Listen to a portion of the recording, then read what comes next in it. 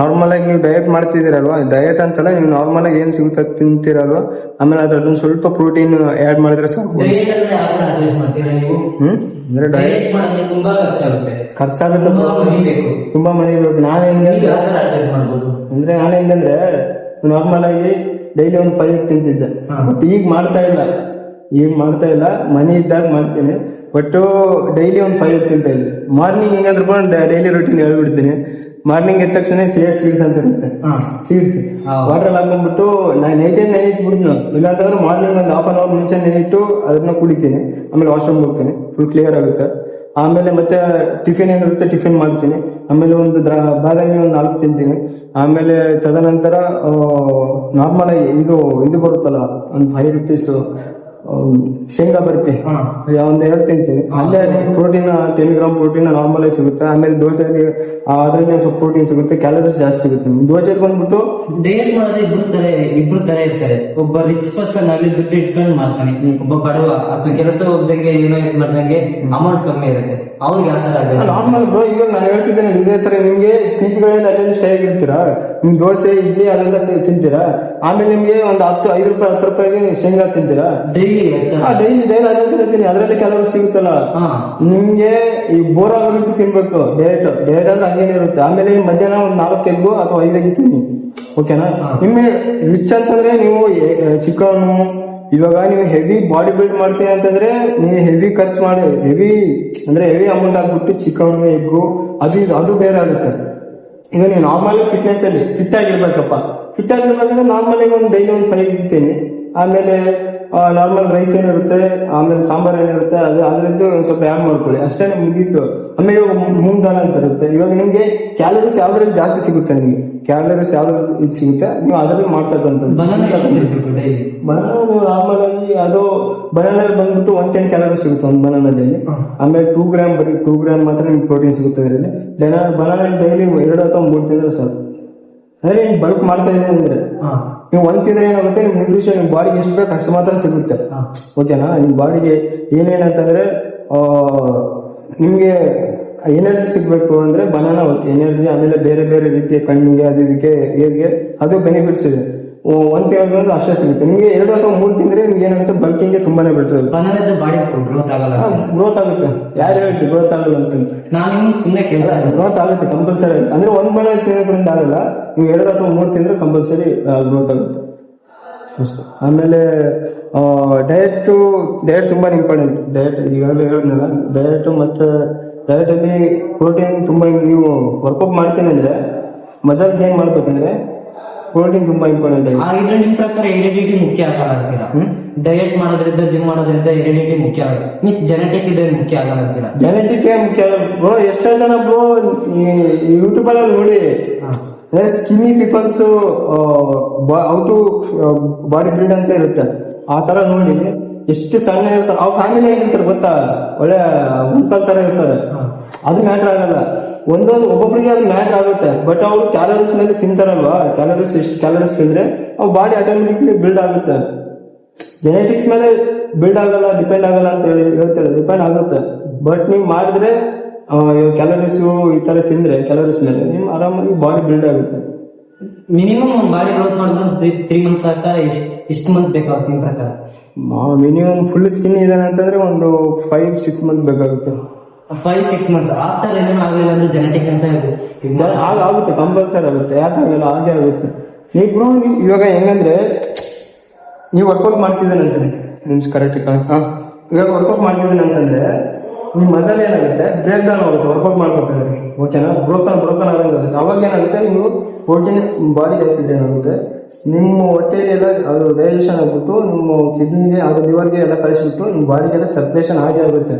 Circulation ಆದಾಗ ಏನಾಗುತ್ತೆ, ಅದು ಇವಾಗ ಕೂತ್ಕೊಳ್ತೀವಿ, ನಿಮ್ಮ ಪ್ರೋಟೀನ್ ಎಲ್ಲ ಕೂತ್ಕೊಂಡ್ಬಿಟ್ಟು ಅವಾಗ ಏನಾಗುತ್ತೆ, ಜಾಯಿನ್ ಆಗುತ್ತೆ. ಜಾಯಿನ್ ಆಗಿಬಿಟ್ಟು ಈಗ ಬ್ರೋಕನ್ ಆಗಿರುತ್ತಲ್ಲ ನಿಮಗೆ, ಅದು ಕೂತ್ಕೊಂಡು ಇಲ್ಲಿ ಜಾಯಿನ್ ಆಗುತ್ತೆ. ಇದ್ರಲ್ಲಿ ಜಾಯಿನ್ ಆದಾಗ ಏನಾಗುತ್ತೆ, ನಿಮ್ದು ಮಸಲ್ ಬಿಲ್ಡ್ ಆಗುತ್ತೆ ಈ ತರ, ಓಕೆ. ಅಷ್ಟೇ. ನಾವ್ ಈ ಮಂತ್ ನೋಡ್ತೀವಿ 2 ಮಂತ್ಸ್ ಡಯಟ್ ಮಾಡ್ತಾ ಇದೀವಿ, ಈ ಮಂತ್ ನೋಡ್ತೀವಿ 2 ಮಂತ್ ಅಂದ್ರೆ ಬರೀ ಡಯಟ್ ಮಾಡ್ತಿದ್ವಿ, ವರ್ಕೌಟ್ ಮಾಡ್ತಾ ಇದ್ದಿಲ್ಲ. ಅದ್ರ ಮೈಂಡಲ್ಲಿ ಇಟ್ಕೊಳ್ಳಿ. ಹೆಂಗಂದ್ರೆ ನೀವು ವರ್ಕೌಟ್ ಮಾಡ್ತಿದ್ರೆ ನಿಮ್ ಮಸಲ್ ಬ್ರೋಕ್ ಆಗುತ್ತೆ. ಅವಾಗ ನೀವು ಡಯಟ್ ಮಾಡಿದ್ರೆ ಏನಾಗುತ್ತೆ, ಹೋಗಿ ನಿಮ್ ಮಸಲ್ ಬಿಲ್ಡ್ ಆಗುತ್ತೆ. ನೀವು ಸುಮ್ಮನೆ ತಿಂತೀನಿ ಅಂತಂದ್ರೆ ವೇಸ್ಟ್ ಆಗುತ್ತೆ.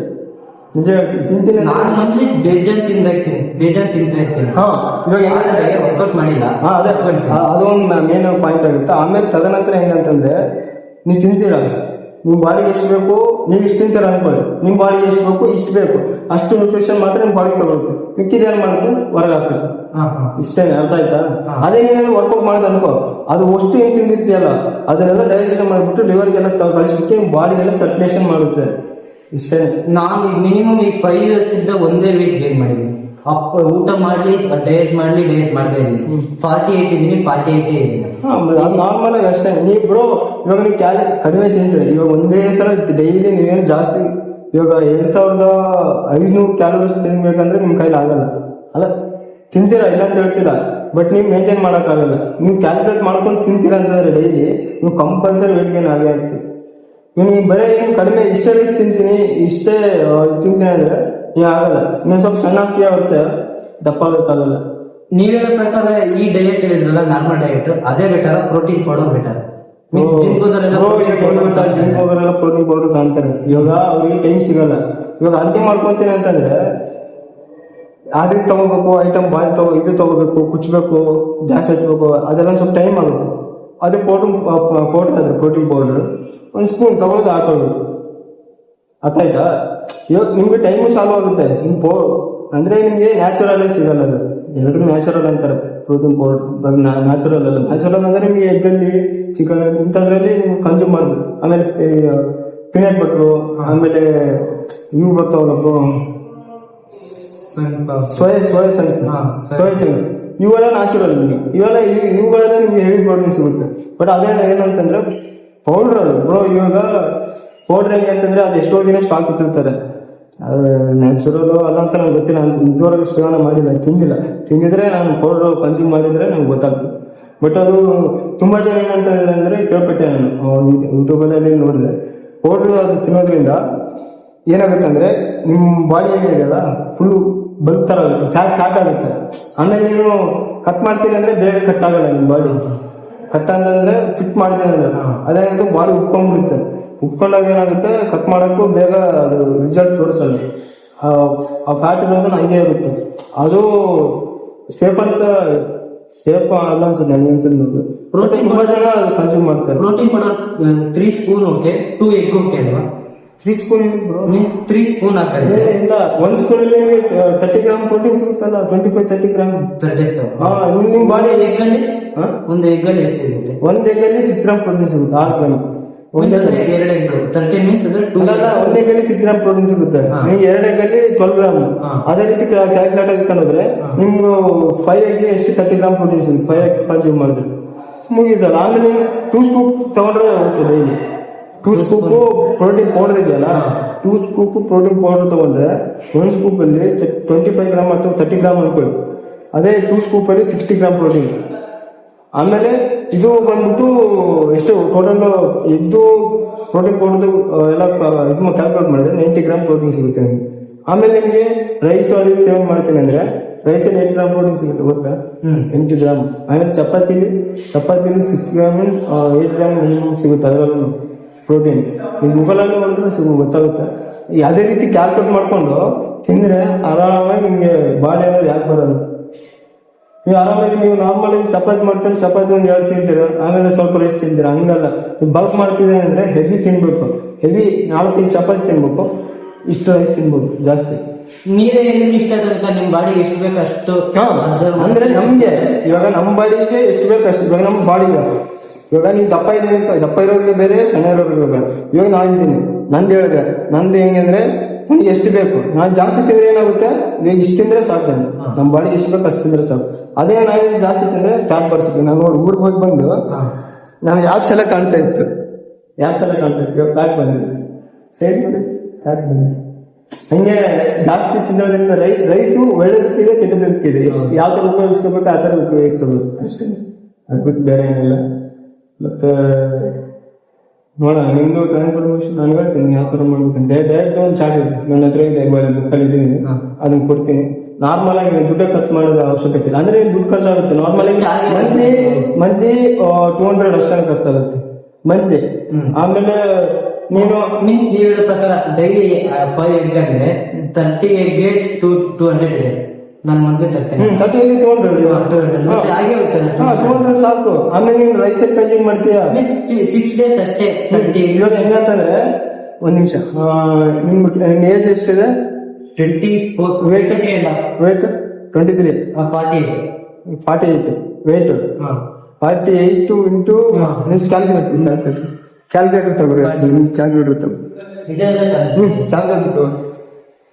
48 ಈಗಲೇ ಇವ್ರದ್ದು ಎಷ್ಟು ಕನ್ಸ್ಯೂಮ್ ಮಾಡ್ಬೇಕಂತ ಇಲ್ಲೇ ಗೊತ್ತಾಗುತ್ತೆ.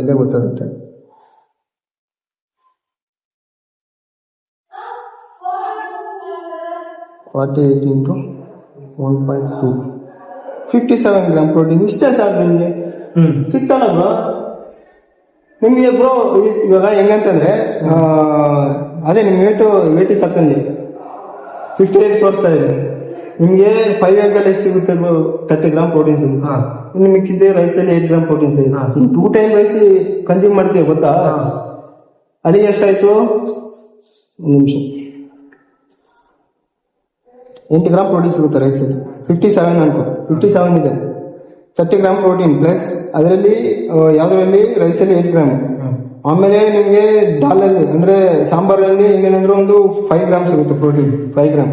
ಆಮೇಲೆ ಚಪಾತಿಲಿ ಒಂದ್ ಚಪಾತಿಲಿ ಎಷ್ಟು 7 ಗ್ರಾಮ್ ಮಾಡ್ಕೊಳ್ಳೋಣ, 7 ಗ್ರಾಮ್ ಪ್ರೋಟೀನ್. 2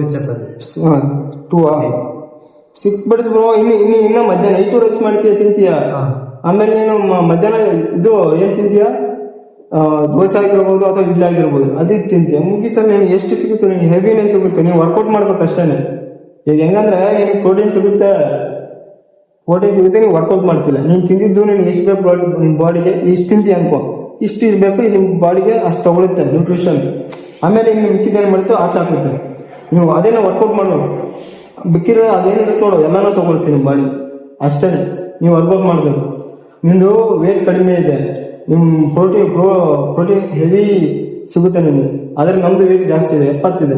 70 ಅಂದ್ರೆ ನಾನು ಹೆವಿ ತಿನ್ಬೇಕು ನಮ್ ಪ್ರೋಟೀನ್. ಅರ್ಥ ಆಯ್ತಾ? ನಮ್ಗೆ ಹೆವಿ ಅಂದ್ರೆ ನಮ್ಗೆ ಎಗ್ಗಲ್ಲಿ ಕಡಿಮೆ ಸಿಗುತ್ತೆ, ರೈಸಲ್ಲಿ ಅದೆಲ್ಲ ನಮ್ಗೆ ಸಾಲಲ್ಲ. ನಮ್ಗೆ ಇನ್ನೂ ಪ್ರೋಟೀನ್ ಬೇಕು ನಿಮ್ಗೆ. ಗೊತ್ತಾಯ್ತಾ? ಇಷ್ಟೇನು. ನೀವು ವರ್ಕೌಟ್ ಮಾಡಿದ್ರೆ ನೀನು ಹೆಂಗೆ ಪ್ರೋಟೀನ್ ಎಲ್ಲ ಸಿಗುತ್ತೆ, ಆರಾಮೇ ಸಿಗುತ್ತೆ. ಕ್ಯಾಲರೀಸ್ ಪ್ರೋಟೀನ್ ಎಲ್ಲ ಸಿಗುತ್ತೆ. ನೀವು ವರ್ಕೌಟ್ ಮಾಡಿದ್ರೆ ಸರ್ ಇಷ್ಟೇ. ನೀವು ಹೇಳಿದ್ರು